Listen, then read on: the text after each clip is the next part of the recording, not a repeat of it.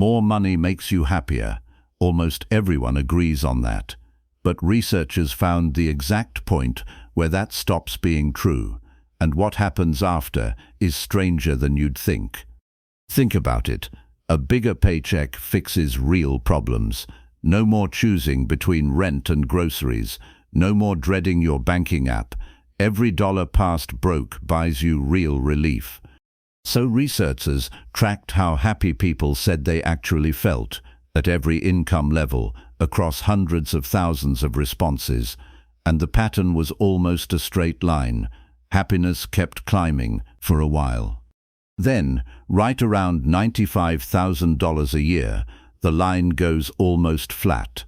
Double your income after that point, and researchers found your day-to-day happiness barely moves at all. Meet two people. One earns $95,000 a year.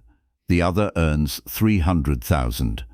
On paper, the second one should feel 3 times happier. In reality, almost identical. So what's actually going on? It's not that money stops mattering. It's that past a certain point, more income stops solving the problems that were making you unhappy and starts just piling up.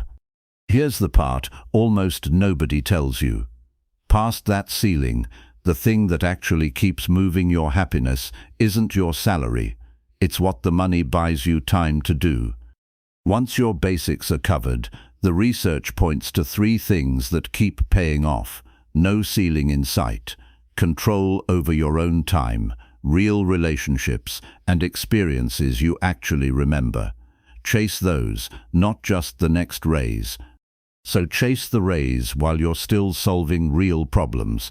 That part is genuine. But once you cross your own happiness ceiling, the smartest money move isn't a bigger number in your account. It's buying back your time.